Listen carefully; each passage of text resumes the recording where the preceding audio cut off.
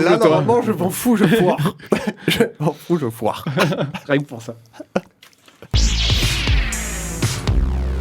Ne l'oublie pas, un grand pouvoir implique de grandes responsabilités. Mise à bord. I'm Batman. Up in the sky, it's a bird. It's a plane! It's Superman. Bonjour à toutes et tous et bienvenue dans la bande des comics, une émission numéro 27. En ce samedi 25 novembre, nous sommes réunis pour vous parler comics, manga ou encore bande dessinée. Je suis avec la bande, alors on a notre moustachu en chef, lui-même le dit, Monsieur Patate. C'est ça. Voilà, il ressemble, donc qui a passé le mot pour Movember, donc voilà, faites-vous dépister, on en reparlera. On va en parler, on va en parler. J'allais t'appeler Gilles. Ah ben pourquoi pas. J'avais dit que ça serait très difficile de la faire cet enregistrement. Comment vas-tu, Jay? Ça va. Et toi, RD? Ah bah bien dormi? moi non. Voilà. Par manque de sommeil, chers auditeurs, vous pouvez, si vous voulez rire, nous voir sur YouTube. Je vous invite à regarder nos têtes aux enregistrements. Ça vaut le coup. Nous avons notre petit jeune de la bande, mais qui passe pour un sage avec toute sa culture. Voilà, nous avons Gilles, comment vas-tu? Ça va super, et toi? Genre, où est-ce qu'il va aller avec cette présentation? Je sais pas. Voilà. Et le dernier, on le confond avec Superman, surtout avec la casquette. Voilà, Superman a ses lunettes, lui il a sa casquette. C'est ça. Tout est dans les... ma casquette. Dans les kilos de différence. Oui. Voilà, comment vas-tu, Rémi? Eh ben, très bien et très très content de vous retrouver. Voilà. Donc, messieurs, nous sommes là encore pour 1 heure. Nous avons au programme un petit tour des actualités de cette fin de mois. Ensuite, les chroniques de chacun pour vous donner envie de lire nos petites découvertes. Et enfin, un petit dossier sur Sin City, une œuvre à ce d'année. Donc, on vous en parlera de cette œuvre mythique et aussi des développements qui sont à venir, on l'espère. Enfin, bien sûr, on finira par le quiz de Gilles, qui devrait être encore... bordélique. Ouais, oui. Voilà, j'allais dire mythique, mais non, bordélique. Surtout un spécial Sin City. Waouh. Messieurs, on attend ça va être que beau. ça. Allez, bah du coup, on traîne pas pour y arriver plus vite. Un petit jingle et on passe aux news. Breaking news. Alors, messieurs, une petite news pour cette fin de mois. Tiens, Jay. Alors, une nouvelle concernant l'attaque des Titans. Ah. Vu que France Télévisions a mis depuis début novembre, à l'occasion de la sortie de l'épisode final au Japon, donc qui était le 4 novembre de l'attaque des Titans, donc de la série animée, l'adaptation du manga, ils nous ont mis à disposition gratuitement en replay, et ce jusqu'au mois d'avril 2024, donc on a un peu le temps, les 3 films d'animation qui reprennent les 2 premières saisons, en gros. Ouais. Donc c'est l'occasion de regarder ça un petit peu en accéléré. C'était l'idée avant de pouvoir visionner donc le dernier épisode, l'épisode final de l'attaque des Titans, qui lui se regarde sur Crunchyroll et d'autres plateformes. D'accord. Du coup, les 4 saisons, il y a 4 saisons, donc du coup, ils ont... Les 2 premières sont dans les 3 films en question, là. Donc c'est vraiment le début de l'intrigue, quoi. Avant que ça devienne très compliqué. Ouais, ok, donc si vous voulez une mise en route, vous pouvez faire ça. C'est bien, jusqu'au mois d'avril en plus. Ouais, il y a le temps. Dis donc, est-ce que France Télévisions aurait compris qu'il faut miser sur l'animé pour ramener de la jeunesse Peut-être pas encore. Il est peut-être temps que ça arrive, hein, 20 France ans. 3 arrive à la fin d'Eric, alors attendez. on va les laisser tranquilles. Ouais, c'est bon, tu les connais. Bon, bah ça va. Gilles, une petite news de ton côté? Moi, ça va être une sortie pour le 22 novembre. Est-ce que tout le monde se souvient de Georges Best avec sa BD Dracula? Oui, bien sûr. Je connais Georges Best, le footballeur. Oui, mais lui, c'était plus... ouais, voilà. Ouais, c'est autre chose. Mais Dracula, non. Il buvait pas que du sang, lui. Non, le sang de la vigne, quoi. Et ben, il va revenir le 22 novembre avec une nouvelle adaptation, et cette fois, ça va être sur Notre-Dame de Paris, qui va faire toujours dans son style si particulier de noir et blanc, très très D'accord. chouette et Ouais, magnifique. moi j'ai vu les éditions, les grands formats en librairie exactement. de Dracula et Et de Frankenstein, Frankenstein. qui sont alors ces éditions 40 €, 39 €, mais c'est tout simplement magnifique. Vraiment, c'est un magnifique cadeau à Noël. C'est celui qui est. Ouais, ça fait on un peu dirait- baroque. Ouais, voilà. couverture, on dirait complètement. une lithographie, c'est ça? C'est ça, exactement. Ouais. Ok, ouais, je vois les exemplaires. Oui, en effet, il y a c'est de très beaux exemplaires. Donc ça, c'est le. 22 novembre que ça sort. Ouais, donc c'est sorti. Exactement. Je te rappelle Oui, que oui, nous oui. sommes diffusés le 25. Totalement, tu sais, ça passe crème, le faux direct passe crème. Mais personne n'a vu. Crème, Non, crème, personne n'a on remarqué. l'a toujours. Toi, dis-nous tout. Moi j'avais une news, c'est Guillaume Saint-Gelin, le dessinateur de Frontier, qui était paru chez Ankama, qui a reçu le prix coup de cœur du festival Quai des Bulles 2023, et Gilou avec sa voix suave. Ça a été le coup de cœur de Gilles, c'est une bande dessinée de science-fiction que je n'ai pas lue, mais je crois que C'est honteux. Gilles, je mérite un carton jaune. Non, Je crois même rouge, hein. que Jay, toi Oui. tu l'as lu, Oui, oui. et du coup alors Ouais. qu'est-ce que Très très bon, comme Gilles. J'ai eu le même avis dessus, clairement. D'accord. Pourtant, Sur c'est Yann. assez particulier, hein, comme. Moi, le dessin, m'avait un peu rebuté. C'est particulier, mais ça aide vraiment la bande dessinée, que ce soit un dessin un peu, on va dire, cartoon, kawaii. Ouais, c'est ça, ouais. Très très chouette. Mais Ouais, ça porte le truc. Ouais, Ouais. écoute, pour la SF, c'est vrai que ça me ça je le vois plus sur presque sur de la fantasy, ce genre de Oui, personnages ou trucs comme ça, mais dans Non, là, la pour- SF, écoute, on voilà, rattrapera donc, notre retard et notre carence. Donc Gilou avait le nez creux avec ce coup de cœur, donc voilà, bravo à lui. Et on verra du coup, est-ce que les prix apportent un éclairage supplémentaire ou pas sur la vente des BD en fin d'année. Bon, on verra, c'est toujours quelque chose à surveiller. Bon, écoute, on en reparlera au pire. Aurélie Garrido qui participait aura peut-être des infos, savoir si ça a apporté un éclairage ou pas Peut-être, oui. à sa BD. En tout cas, on lui souhaite. Jay, autre chose? Une nouvelle concernant Zorro. Vous avez peut-être entendu parler de Sean Gordon Murphy, donc qu'on connaît pour notamment Batman White Knight, Punk Rock Jesus, qui a racheté les droits pour l'adaptation de Zorro en BD. D'accord. Et donc, il va nous sortir une mini-série en 4 épisodes qui s'appelle Zorro Man of the Dead et qui va sortir chez Massive Publishing aux US. Il a utilisé un dispositif type Kickstarter Ouais. pour le sortir, qui se terminait le 4 novembre et pour lequel il a eu largement ce qu'il fallait pour sortir ce projet-là, Ouais, j'imagine. vu qu'il a mis ses billes personnelles dans l'histoire. Et donc, il y a des premières planches qui sont disponibles, qui peuvent être trouvées très facilement donc, sur Internet. Et la sortie, a priori, aux États-Unis, dans les comic shops, ça devrait sortir au mois de juin 2024. Donc, Ah oui. on a encore un petit peu le temps de voir venir. Mais je suis très curieux parce que les visuels sont absolument magnifiques. Ça colle vraiment avec son style, je trouve, le côté Zorro, comme on peut Oui, l'entendre alors maintenant. est-ce que ça va pas verser un peu dans le zombie là avec son titre Man of the Dead? Je suis pas certain J'aimerais que ça ait pas. un lien. Non, je pense pas. hein. Non. Ça semble très traditionnel. hein. Quand on regarde le dessin, après, c'est vrai que le nom pourrait laisser penser à... Ouais, s'ils mais arrivent bon, à faire après, un c'est- Zorro avec des zombies, Bref, Ah, il va se faire lyncher le gars quoi. c'est Red Dead Redemption, option Ouais. zombie, hein, quand tu joues, tu tombes là-dessus. Oui, hein. oui. Non, mais là, c'est quand même bon, omnivore, après, quoi. je pense C'est Zorro, le quoi. truc Ouais, avec, ouais. c'est pas, on est plus sur la vallée de la mort, je pense, que Ouais. sur le Walking Ouais. Dead, tu vois. Ou le retour du personnage, peut-être que c'est un espèce de séquelle de ce qui a pu se passer dans d'autres histoires, comme ce qu'on a eu dans Ah. l'histoire traditionnelle des séries Ouais, télé le à retour l'époque. du basque de Zorro. Après, voilà, ouais. là, avec le Zorro, Comme je ça. pense qu'il va s'adresser quand même à une clientèle de niche. hein. Parce que c'est pas une nouvelle génération qui vont partir dessus.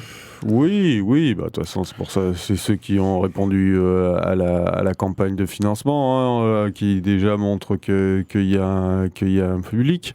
Mais est-ce que c'est pas...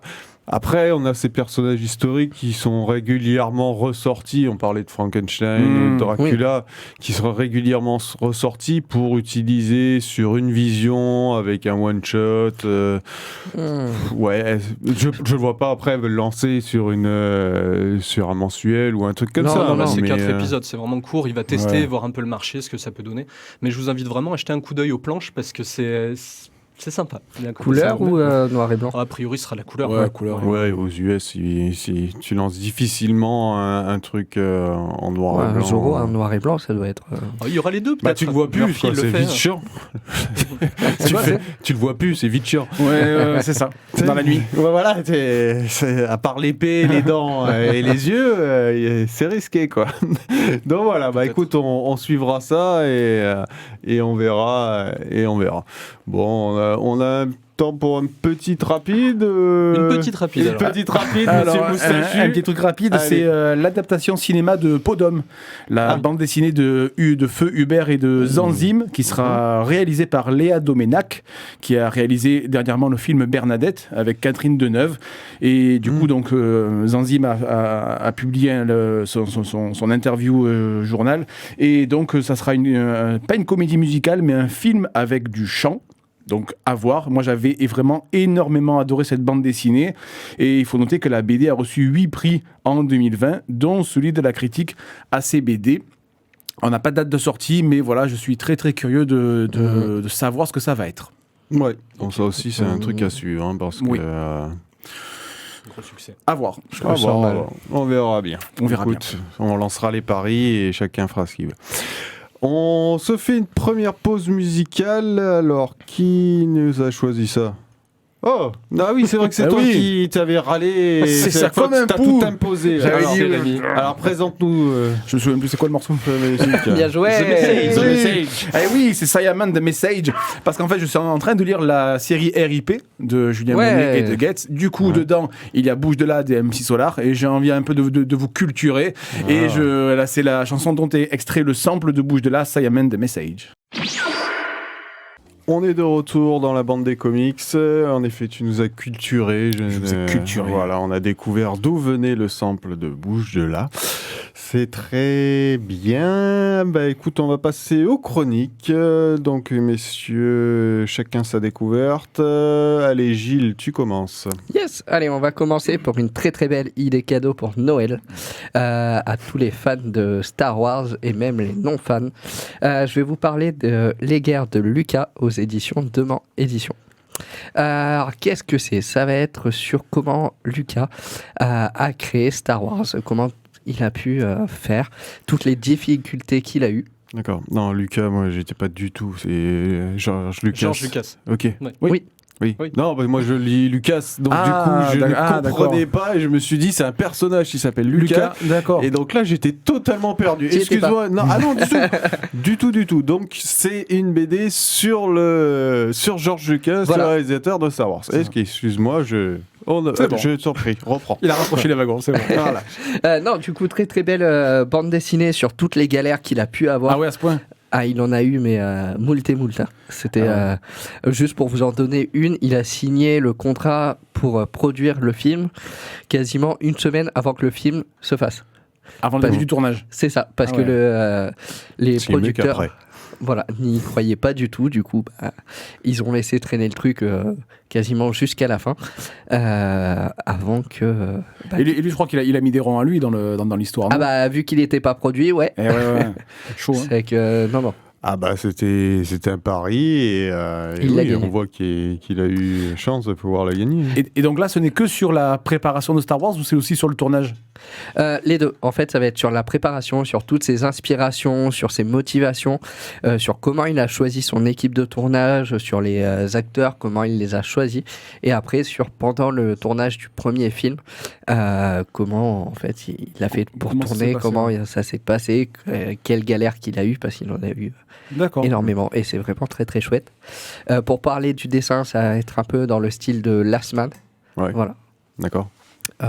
Et à chaque fois, c'est du noir et blanc avec quelques touches de couleur. D'accord. Ok, mais c'est basé d'une biographie, c'est sur des éléments, donc c'est des éléments autobiographiques, j'imagine. Oui, voilà, il s'est basé sur plusieurs autobiographies de George Lucas. D'accord. Dans mon souvenir, il y en a au moins 3. C'est que c'est vraiment quelque chose de complet. Il a fait beaucoup de recherches. Bon, il a essayé de contacter George Lucas, mais forcément, ça passait pas. Ouais. Ça passe pas dans le. c'est Tatooine. C'est ça. Voilà, d'accord. Non, très, très chouette. Et très, très belle découverte. D'accord. Ok, donc ça recoupe un peu. C'est toi qui nous avais présenté Tarantino. Hein. Tarantino, oui, c'est aux éditions du Rocher de Améziane. Il a fait une trilogie sur le cinéma, qui est Scorsese, qui est Tarantino et qui est. J'ai plus le troisième, je peux pas t'aider. Je perds son nom, oui, c'est le Coppola. Okay. Coppola, et du coup, pas tant pour Scorsese, mais tu vois que Tarantino et Coppola, mais ça a été l'enfer, quoi. Mais Coppola, il en a pris plein la tronche, et tu vois, il est allé au bout de ses films, non sans mal, également pour Tarantino, et je pense que la bande dessinée axée sur le cinéma, c'est quelque chose d'assez intéressant, parce que ça parle à un public assez large, et donc je pense que ce sont des belles sorties à surveiller. Oui, c'est souvent moins massif qu'une grosse autobio que tu vas lire. Okay. Jay, tu nous chroniques quoi aujourd'hui? Je vais vous parler de Blue Lock. Ah, Blue Lock. Donc on est sur un manga. Yes. Tout à fait. On passe du côté manga avec, mine de rien, le manga le plus vendu au Japon en 2023. Ce qui n'est pas rien. Vu qu'au premier semestre, ils en ont vendu quand même 8,5 millions. Ce qui est conséquent. Oui. Mais on n'est pas en reste, parce qu'en France, il y en a quand même 8 millions qui se sont vendus au premier semestre 2023 également. Donc le fameux deuxième pays du manga. Donc clairement, il est en tête de la plupart des classements, et je voulais pas me lancer dedans, et finalement, l'opération 48 heures BD fait que j'ai chopé le tome 1 à 3 € en me disant je veux voir ce que c'est le phénomène, essayer de comprendre pourquoi ça fonctionne comme ça. Alors dis-nous de quoi ça parle. Alors ça parle de foot, c'est d'après le quatrième de couverture, on nous dit que c'est le mélange de foot et de battle royale. Donc en moins sanglant quand même, fatalement. Mais c'est une histoire d'un centre de formation qui est créé par la Fédération japonaise de football suite à une défaite en Coupe du Monde. Encore. Et ce centre de formation ultra moderne va mettre aux prises donc 300 attaquants, les 300 meilleurs attaquants lycéens du pays, et faire un système d'élimination jusqu'à avoir le meilleur au bout du compte, quoi. Et donc on va avoir un héros qui s'appelle Yoichi Izagi, qui est plutôt altruiste à la base. Lui, il est plutôt passeur, il n'y a pas de souci par rapport à ça, mais là, on va lui demander d'être extrêmement individualiste. Et donc, il va devoir jouer un petit peu contre nature et découvrir, du coup, certaines facettes de sa personnalité qui sont pas du tout, qu'il connaissait pas. Et clairement, cette histoire, en fait, ça prend le contre-pied du shonen habituel. Du coup, on a quand même souvent des valeurs d'entraide, d'amitié, clairement de s'entraider, de s'amener au plus haut ensemble. Là, clairement, c'est comment être le plus égoïste possible, chacun pour soi, etc. Mais fatalement, on va voir que nos héros vont commencer à créer des liens entre eux, même si à la base, c'est une compétition. Et donc, il y a des liens forts qui vont se créer au fur et à mesure des différentes étapes, parce qu'il va y avoir des sélections, des tests, etc. Et pour les mener vraiment au plus haut. Et donc, c'est vraiment un manga, moi, qui m'a convaincu, avec des planches sublimes. C'est très, très dynamique. Ça me fait penser, alors c'est le même studio à la base de manga, c'est la Kodansha, c'est le même que l'Attaque des Titans. Ouais. Et on retrouve un petit peu ce délire-là dans un côté un petit peu crado sur certaines planches, avec énormément de mouvements. Il y a un côté un peu métaphorique, parce que c'est pas du tout un manga de sport comme Kuroko's Basket, par exemple, il n'y a pas de super pouvoir. C'est assez réaliste. Malgré tout, il y a plein d'images qui sont utilisées. Par exemple, il y a un fossé entre deux personnages qui est représenté par une fosse avec des cadavres dedans pour montrer la différence qu'il y a entre les deux. Enfin, voilà, c'est tout un tas de petites choses comme ça. C'est très très bien découpé. Voilà, des miroirs qui explosent sur le terrain. Enfin, voilà, il s'amuse, il joue beaucoup sur tous les codes de l'art séquentiel. Voilà. Et moi, pour le coup, je me suis plutôt régalé avec cette œuvre-là. Pour l'avoir vu en animé, moi, je l'ai suivi en animé. C'est vrai que j'ai vu cet animé sortir, donc j'ai commencé à le regarder. C'est extrêmement prenant. On n'est pas du tout sur un Olivier Tom ou quoi que ce soit. C'est très différent, comme tu l'as dit, parce que c'est les valeurs qui peuvent être issues de l'égoïsme qui sont mises en avant, et on sait qu'au Japon, la mise en avant n'est pas très bien vue, souhaitée et souhaitable de toute façon, surtout dans le sport. C'est vrai que c'est extrêmement plaisant. Il est à la fois drôle et énergique. C'est vrai que sur le papier, on se dit, ouais, 300 gamins dans un truc, ils vont les faire quoi, passer des plots, des trucs comme ça, et voilà comment ils peuvent se mettre Que des attaquants surtout. Voilà, des attaquants, et comment ils peuvent se mettre en truc. Et c'est très intelligemment trouvé. Il y a beaucoup de rapports avec la psychologie des joueurs, que j'aime beaucoup. Et puis il y a une intelligence sur... on a vraiment l'impression que c'est quelqu'un qui a étudié le foot dans l'aspect tactique, technique. Voilà, dans son ouais. aspect tactique et technique, plus que celui qui va mettre la plus grosse frappe ou faire comme ça, quoi. Donc autant aussi en animé, c'est un excellent titre. Juste une petite chose avant de passer la parole. Le 17e tome donc, sort chez Pika en France, donc le 29 novembre. Donc, 17 déjà ? N'hésitez pas, voilà le tome 17. Au Japon, ils en sont au 26 quand même. Donc, d'accord. Et en animé, la première saison de 23 est terminée depuis quelques mois déjà. Voilà. Ok, RD, à toi. Allez, à moi. Alors, je vais vous parler de House of M. Alors, qui est un monument. Hein. On peut l'appeler comme ça. Moi, voilà, je l'ai acheté en Marvel Deluxe à l'époque, mais vous le retrouvez en souple maintenant. Il est disponible dans pas mal d'opérations et des opérations à petit prix. Alors, House of M, c'est mieux, je trouve. C'est de Brian Michael Bendis et Olivier Coipel au dessin. Donc, on est sur de la référence tant autant scénaristique que dans le dessin. Pour vous faire un résumé rapide, c'est un what if, on va dire, qui rentrerait dans l'histoire canon. Voilà, c'est qu'est-ce qui se passe si la House of M, en fait, c'est la maison Magneto. D'accord. Donc Magneto a pris... D'un coup, on se retrouve avec un Magneto qui est à la tête de la Terre depuis plusieurs décennies. D'accord. Il y a une période de paix. Il est avec ses 3 enfants qui dirigent ça, mais il dirige ça d'une main de fer et on voit que les simples humains ont été remis à leur place, etc. Et on a d'un coup Wolverine qui se rend compte que ce monde n'est pas normal. Il comprend pas, il se souvient d'autre chose, mais c'est le seul.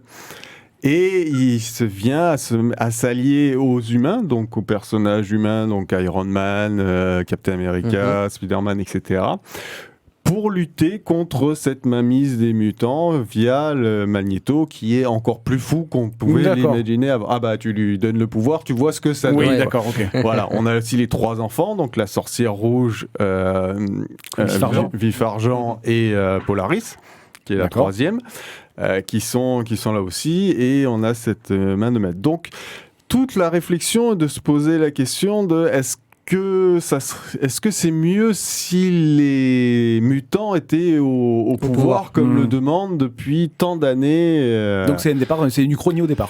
Voilà, on est sur une uchronie, donc le what if dont je parlais. Mais cette uchronie, en fait, vient, et c'est pour ça que c'est fondateur, et c'est là où on voit la puissance des pouvoirs de la sorcière rouge, parce qu'on apprend que, en fait, ce monde a été créé juste par la volonté de la sorcière rouge. Comme un peu elle a fait dans WandaVision récemment, ils l'ont retrouvé. Voilà, elle est arrivée, et pour avoir droit d'élever ses enfants, et qui n'existent pas, en fait, au début, elle crée cette maison House of M pour avoir cette tranquillité, etc. Donc il y a beaucoup à lire. On peut être un peu aussi comparé à l'âge d'Apocalypse dans le fait que les personnages ne sont pas forcément là où on les attend. Mais on est sur quelque chose de très intéressant, pas forcément long. Les dessins de Coipel, on en connaît la qualité et l'énergie. Et voilà, donc il y a un positionnement entre les différents mutants, les humains qu'on a l'habitude de voir avec super-héros. Et vous verrez comment tout cela évolue et la fin et la finalité de tout ça. Et que c'est à partir de ce moment House of M que le nombre de mutants diminue drastiquement. D'accord. Voilà. Et vous apprendrez pourquoi on est passé dans l'histoire de plusieurs milliers de mutants qui se développent à plus qu'une centaine de mutants après d'un coup. Voilà, donc je vous invite à lire Il est tout ça. intarissable. C'était une super période, ça, de toute façon. celui-là, Enfin, c'était une super période. Tout ce qui sortait chez Marvel en event à l'époque, que ce soit Siege, Civil War, ça, Secret Invasion, Fear etc. Itself, Fear un Itself, peu plus tard. Il y avait de très Non, bons on était events. sur les gros événements. Mais celui-là, il est à lire vraiment si vous aimez autant les mutants que le canon. Voilà. Yes. On va finir en beauté. Il est prêt, il est chaud. Il est chaud, il est encore plus prêt que la dernière fois. Ah, encore. C'est possible, ça vas-y, on C'est t'écoute. possible. On te le met. Aujourd'hui, je vous emmène explorer un monde sauvage, obscur, sombre et parfois malodorant, hélas. Je vous présente donc la bande dessinée L'homme pénétré, repenser notre intimité de Martin Pi et Zoé Redondo, édité chez La Boîte à Bulles. Alors, j'aperçois déjà Gilou qui fait un signe de croix et serre contre son petit cœur de libraire un exemplaire des tuniques bleues. Non, s'il vous plaît, Franck Hergé, faites le taire. C'est lequel? Le tome 20? Blackface? Putain, génial, moi aussi, je l'ai en noir et blanc. Et non, Gilou, non, je vais y aller tout droit. Alors, plein fer, droit au but, sans les gants, parce que j'en ai plus. Mais ouais, je vais le faire. Cette bande dessinée traite donc de la pénétration anale masculine. Oui, vous avez bien entendu, je vais répéter de manière très audible. Pénétration anale masculine. Alors Jérémy, jusqu'à anal, il était bien. Il était solide sur les appuis, dans la raquette, en position de pio. Et puis à masculine, il a eu un coup de mou, si j'ose dire, et il s'est littéralement liquéfié derrière son écran d'ordinateur. Alors, qu'elle concerne un couple hétéro ou homo, la BD ne juge pas cette pratique, mais elle apporte un éclairage sur la question en faisant se confronter 4 personnages, 3 hommes et une femme, qui représentent les stéréotypes, c'est pas du tout péjoratif, présents dans notre société. Tiens, mais je viens de remarquer que nous aussi on est 4 dans le studio. On pourrait également aborder ce sujet comme ça, pour le fun. Mais alors c'est comme dans les 3e mi-temps dans les vestiaires, personne ne veut faire la fille. Alors, je me suis pas ennuyé une seule seconde avec cette BD documentaire. J'ai passé un très bon moment de lecture, notamment grâce à la dessinatrice Zoé Redondo, que je salue chaudement et que j'ai croisée à 2 reprises, la dernière étant à la 9e édition des rencontres de la BD à Sifour, par l'asso autour de la BD. C'était une superbe édition. J'ai tenu à soutenir cette BD et la bande dessinée indépendante et à me la faire dédicacer par la dessinatrice, qui avait bizarrement l'index et le majeur un peu marron. Alors du coup, on s'est pas serré la main, on s'est fait la bise. C'est quand même plus convivial. J'ai eu le temps de discuter avec elle de son travail, avec ma voix suave, mon regard de braise de barbecue de mois d'août, et tout cela d'un ton pénétré. Il a bien travaillé, Il a bien travaillé. Mais je sais pas s'il faudrait pas que je relise de temps en temps. Oui, c'est sûr. Non, mais je comprends mieux France Inter et certains de leurs problèmes. Voilà, on touche du doigt, si j'ose dire. Alors, je sais pas, est-ce que vous l'avez lu? Est-ce Non, que... pas encore. Non, j'en ai entendu Moi, parler. C'est vrai qu'il y a eu un certain retentissement quand c'est sorti, mais bon, ça prouve que les mentalités ont évolué, que encore une fois, la BD est un médium qui permet d'aborder beaucoup de choses. Exactement. Et voilà, donc il y a, comme tu dis, il y a un côté documentaire. Pour moi, je l'ai pris vraiment comme une bande dessinée documentaire. Je trouve ça très plaisant à lire. Il n'y a pas de question de pour ou contre, ça pas du tout. Mais voilà, je trouve ça très intéressant. La Boîte à Bulles est une maison d'édition indépendante qui fait de très belles choses. Donc voilà, il faut s'intéresser un petit peu et à la BD documentaire et à la BD indépendante. Voilà. Oui. Après, moi, je trouve que c'est un titre qui a complètement sa place en librairie. C'est pas des ventes mirobolantes, mais c'est quelque chose qu'il faut avoir. Parce que on va nous le demander au moins une fois dans l'année. D'accord. Ouais. Oui, parce que malgré tout, tu peux. On est dans l'idée des cadeaux de Noël. Ce que je veux dire, c'est que tu peux l'offrir sans que ça soit la grosse vanne potache. Non, complètement. Ou le truc caché que tu mets, que tu caches derrière les Manara. Non, mais c'est pour ça. Moi, je l'ai lu pour savoir ce que c'était, pour soutenir aussi les artistes qui ont réalisé cette BD. Et voilà, du coup, donc, voilà, très très content d'avoir lu cette bande dessinée. Et ben voilà, donc chers auditeurs et auditrices, vous avez eu un panel là. On peut pas dire que vous n'avez pas de quoi vous faire des idées. Bon, on va faire notre deuxième pause musicale. Alors, ça vient de Jay. Oui. Oui, alors Gardien dis-nous. de la Galaxie. Mais c'est pas loin. Running pas gag. loin. C'est Miss Marvel avec l'opening de la saison finale, de l'épisode final en tout cas de la première saison, qui tease donc l'arrivée de The Marvels, qui est sorti donc au mois de novembre sur les grands écrans. Et c'est un morceau de Janobi Kargosh qui s'appelle Captain Space. Écoutons ça. Ah ouais, elle est brutale.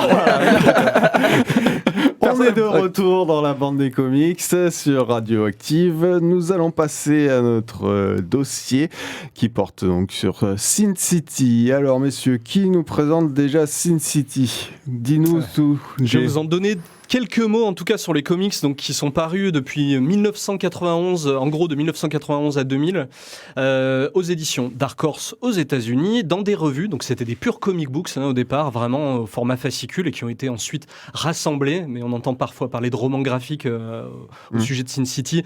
C'est pas exactement le cas au départ. C'est donc écrit et dessiné par Frank Miller en noir et blanc, avec au fur et à mesure des numéros, et Rémi vous en parlera peut-être un petit peu, des touches de couleurs qui sont rajoutées à partir du tome 4. C'est édité en France chez Vertige Graphique au départ, puis chez Rackham, et enfin, dernièrement, en 2023, là on a eu une édition chez Huggin et Menin, avec les 7 tomes qui sont reparus en version souple, en version Collector. paperback, voilà, collector. Tout à fait. Donc voilà, je ne sais pas si vous voulez commencer à nous en dire quelques mots pour ceux qui l'ont lu. Peut-être un peu l'histoire. De quoi ça parle Sin City ? Alors, l'histoire, c'est assez simple et compliqué à la fois. C'est l'histoire d'une ville, Bay Sin City. Du coup, le BA et le A, le B et le A ont été effacés. Ça fait Sin City, la ville du péché.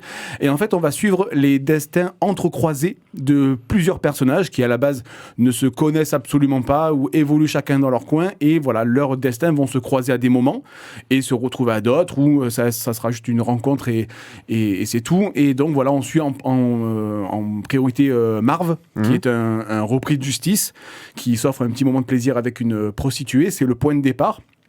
Elle est retrouvée morte. Et du coup, voilà. À partir de là, tout va s'enchaîner. Il va être poursuivi par la police. Il va enquêter sur le meurtre à grand renfort de coups de crosse dans la tronche et de coups de pied dans les parties. Donc voilà, ça c'est l'histoire. Et il y aura d'autres personnages. Artigan, qui est un flic très intègre, et d'autres personnages. Donc voilà, c'est l'histoire de Sin City. Il n'y a pas d'histoire chronologique.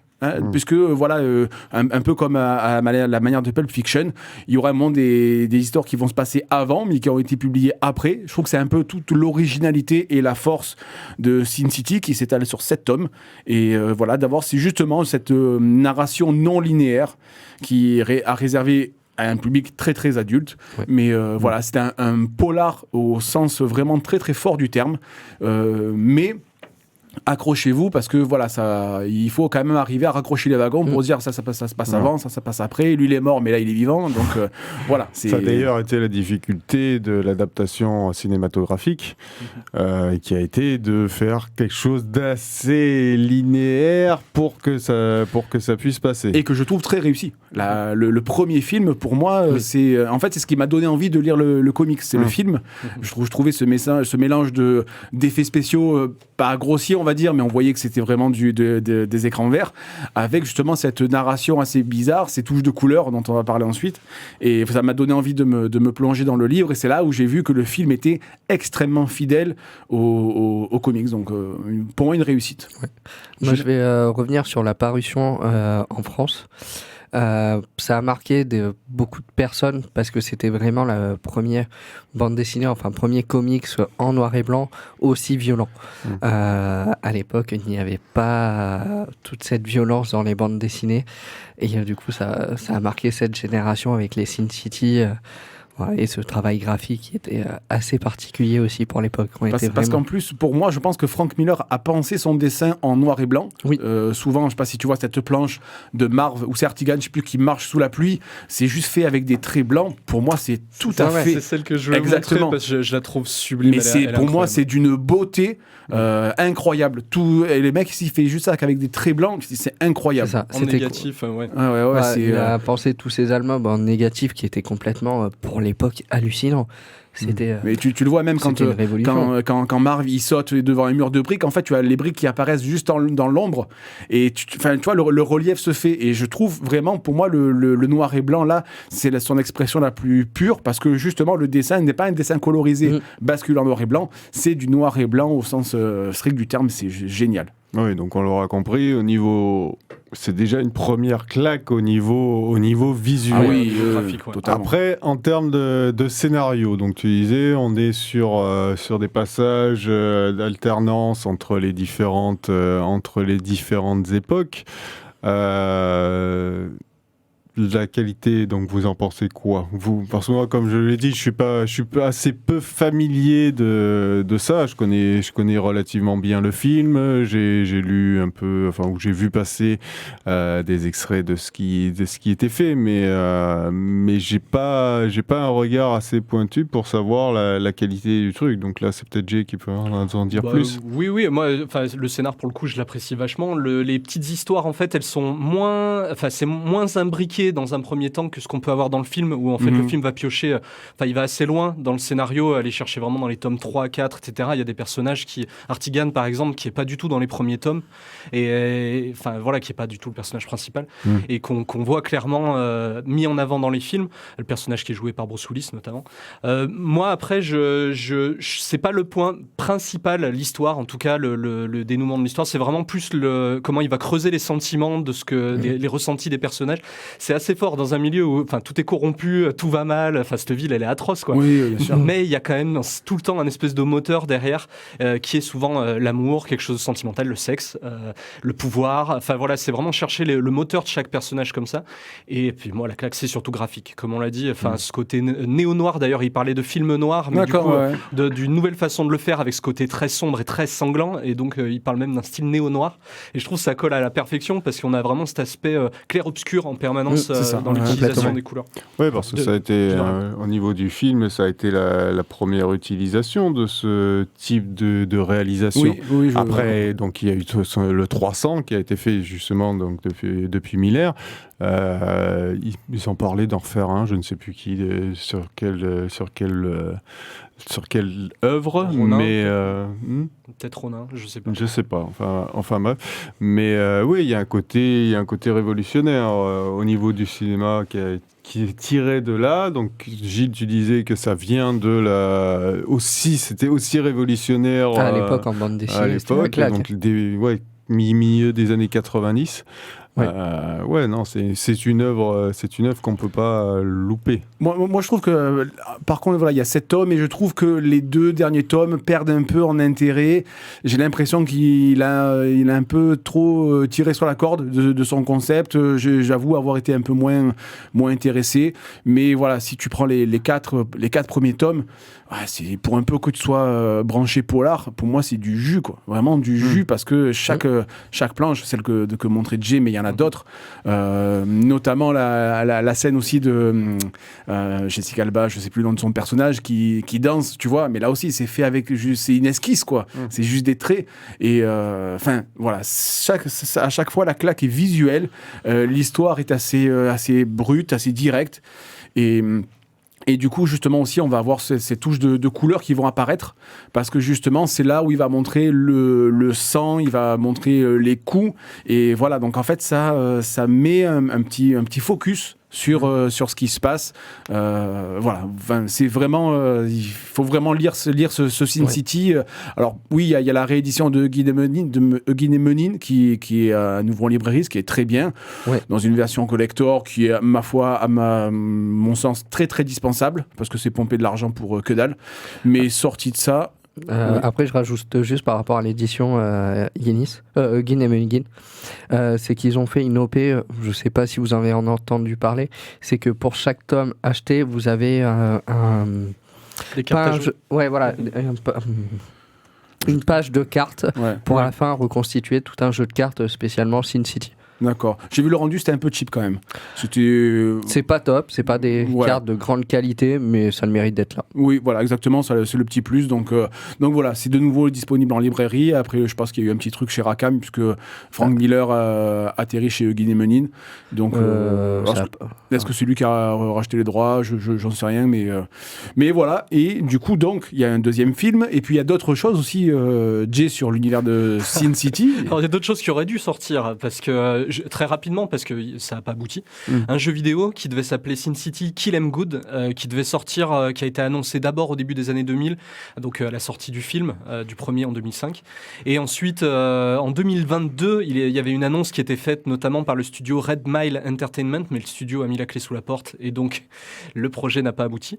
Également, une série télé qui avait été annoncée d'abord en 2017, puis en 2020, et qui est toujours au point mort. Voilà, clairement, Allociné en parle encore sur son site, mais en fait c'était le studio Legendary, donc le studio qui a notamment Godzilla, tous les gros monstres, là, King Kong, et qui a Legendary TV, d'ailleurs la partie télévision, qui devait s'en occuper, et en fait ça a été liquidé après l'affaire Weinstein.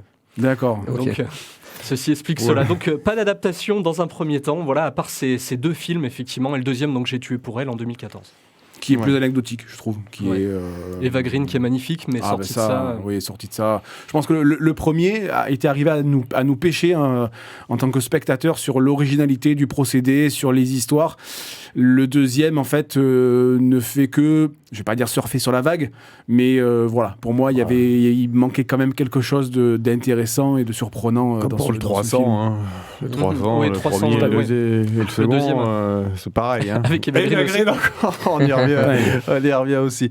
Mais donc Sin City, un monument, mais comme beaucoup, est-ce qu'on va le ressortir? Est-ce qu'on va l'utiliser? Je pense qu'il faut le montrer vraiment aux nouvelles générations, parce que c'était, en termes de travail graphique, c'était monumental. C'est à voir. Oui, je suis d'accord. C'est unique, hein. Complètement. Pour en lire aussi un paquet, depuis un moment, je me suis mis sur le tard. Moi, Sin City, la BD, pour le coup, le comics, j'ai découvert là, avec l'édition de Guinness Menin. Ah oui, d'accord. Je l'avais jamais lu avant. J'avais vu les deux films et je me régale. C'est 10 fois mieux que Dark Knight Returns, par exemple, de le Batman, qui est sorti pourtant quelques années avant. Le fait qu'il n'y ait pas la couleur, en fait, il y a tout un travail. En fait, c'est une œuvre qui est pensée pour être noir et blanc. Non, exactement, c'est ça. Il n'y a pas besoin de couleur. Enfin, mis à part les quelques touches qui sont rajoutées après au fur et à mesure des tomes, c'est d'une efficacité. Il y a des scènes en contre-plongée avec des escaliers.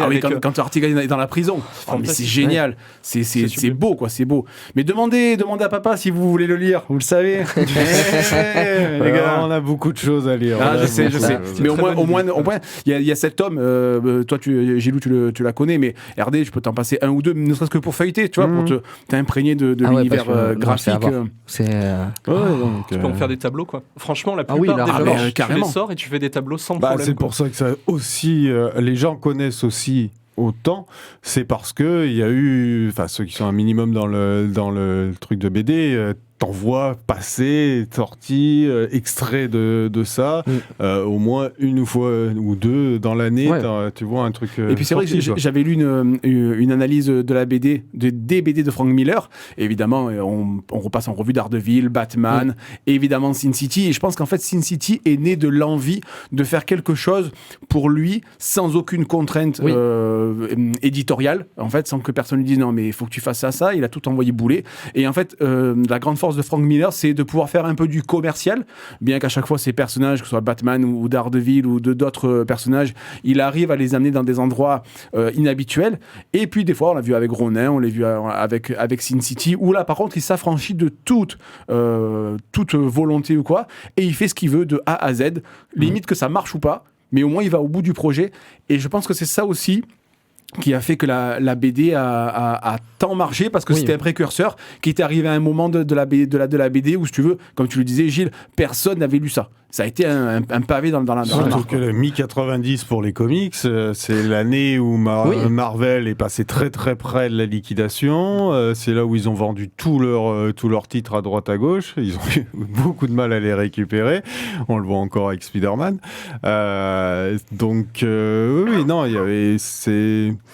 c'est une œuvre majeure qui pour les fans, donc déjà au niveau graphique, Oui, est à avoir. Ah oui, est incroyable, à avoir incroyable. au à niveau voir et à graphique. tester. Mais Euh, bon, après, au niveau du scénario, c'est toujours très bien. On n'est pas non plus sur le scénario polar du siècle. Non, mais je pense que les deux, en fait, le dessin et l'histoire font un tout unique. Alors bien sûr, le polar en soi est très très difficile de renouveler le polar, ça c'est sûr. Mais par contre, c'est cette alliance des deux fait quelque chose d'unique et vraiment, oui, à lire de toute urgence. Et une petite remarque également sur le spin-off de Sin City qui est prévu, notamment chez Frank Miller Presents, donc sa nouvelle société de production, qui est prévu donc pour 2024 et qui va s'appeler Sin City 1858, Blood and Dust, et qu'en fait il va être dans le milieu du Far West. En fait, il va nous réutiliser les principes de Sin City, mais dans le milieu du Far West. Donc, ok. à voir ce qui peut tomber de Déjà ce Touchez pas au fait, classique. hein. Touchez pas au classique. Voilà. Déjà fait, Je veux déjà dire fait. pour Watchmen, je veux dire pour d'autres choses. Oui, d'autres mais choses. comme je te le dis à chaque fois, on n'est plus les cœurs de cible. Ah non, c'est sûr, mais On n'est plus les cœurs de cible.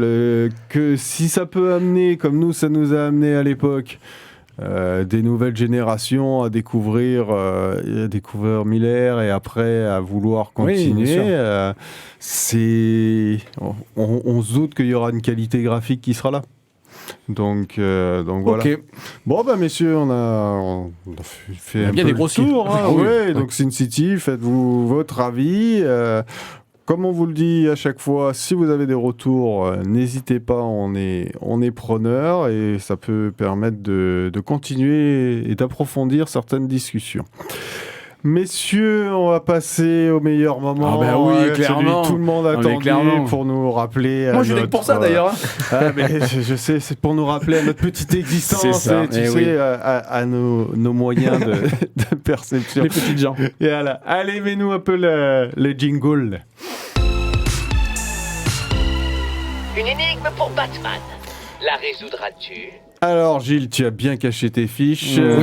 Combien ta question? Alors, petite série de questions, il n'y en a que 9 aujourd'hui. Ah, c'est d'habitude, il y en a 10. Celle-là, c'est. Non, Vas-y. j'en ai un peu plus d'habitude, j'en ai une bonne quinzaine. Ah ouais, mais on n'a pas le temps. Est-ce Du qu'il coup, y a un thème alors ou non? Sin City. Ah, Sin City, d'accord. Ah, c'est ça que ça a été dit en Ouais, intro. ouais. Bon, après, vous avez quasiment répondu à toutes les questions. Faut voir si vous avez de la mémoire maintenant. de la Ah, rapidité, non, ok. Ouais, la dernière fois, 13e, 4e. Et ouais, non, la dernière fois, je me suis amusé. Alors, dis-nous. C'est parti. Combien de temps Artigan passe-t-il en prison? 2 ans? Non. Plus. 5 ans. Plus. 8? Yes. Juste des 7. Ouais, non, enfin, Ouais, t'allais non, bien mais- y arriver. Hein. Nancy, oui, à elle force. s'appelle Nancy. Non, Nancy, non? Ouais. Et, La Merde, danseuse. pardon. ouais, exactement. Et on va y venir d'ailleurs. J'ai eu un flash. Comment ça s'appelle? Vas-y. Quel âge a Nancy quand il sort de prison? 19, non? Ouais, pile dedans. Ah. L'âge.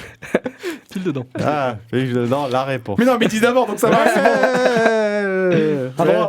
Allez, on enchaîne. Combien y a-t-il eu de films? Deux. Ouais, les années, du coup. 2005 et 2008. Non, plus. Non, attends, 2013? non, plus, oui, 13. Un poil plus encore. 2015? Alors, moi, du Bah, coup. 14. 14. Putain, je suis con, je l'ai marqué à côté en plus. Le pire élève de la création, quoi. C'est clair. Je regarde même pas la réponse. Les réponses, c'est tout préparé. Allez. Combien de tomes pour le comics? 7 du coup. 7, ouais. Exact. En quelle année est sorti le premier volume en France? Enfant. 97. Non. 15. 18? Moi. 95? 80. Il est sorti en 91, donc le temps d'arriver, 93, Plus. 14. Ouais. Voilà. D'accord. Chez quel éditeur? Dark Horse. Je m'en souviens déjà plus, je vais pas regarder. mais- Dark Horse, ça dit, non? Non, Dark Horse aux US. mais, Rackham, c'est la deuxième c'est édition. la deuxième. Ouais. Et c'était. Et la première, c'était truc USA, non Non. Je veux pas regarder. Je regarde du coup. Je regarde. Mais t'as passé tes examens, toi, ou C'est quoi Vertige graphique. Ouais, Mais du coup, est-ce que la série a été entièrement éditée chez Vertige Graphique ou non? Ou après, ça a été réédité Par en... morceau, je crois, non. Il me semble pas, je crois. non, il y a que les 2 derniers qui sont passés chez Chez Rackham. Rackham, ouais, d'accord. C'est bien ce qui me C'est semble. pour ça que t'aimes moins. Ouais. On va savoir. Mais... Quelle particularité a le fils du sénateur? Il est jaune. Il Yes, se il est trempe, jaune. Ah oui. Oui, il est jaune. Ah oui, c'est une grosse C'est un particularité. plus visible, disons. Donnez-moi le nom du scénariste et dessinateur. Frank Miller. Ah, Frank Miller. Ouais. Ouais, ok. Tac, et quelle est la particularité de cette BD? Elle en noir et blanc. et blanc. Exact. Ah, il est touche de couleur à Avec partir quelques des touches de Top Gun. D'accord. Oui, Et voilà. en effet, on avait brassé toutes les. Bon, du coup, on a eu l'air moins mauvais que d'habitude. Ouais, c'est mieux. C'est Ouais, mieux. voilà. Bon, bah écoute. Merci Gilles. Mais dorénavant, on fera Merci ça. à vous. Hein, on répondra aux questions et après Gilles fera le Voilà. questionnaire du coup. Ça, c'est beaucoup mieux en C'est fait. plus rigolo. Voilà. Oui.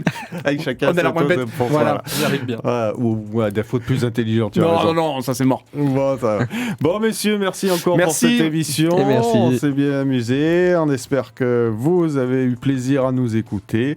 Et on vous dit à bientôt pour la prochaine, début décembre. Messieurs, à bientôt. À bientôt. À bientôt. Salut.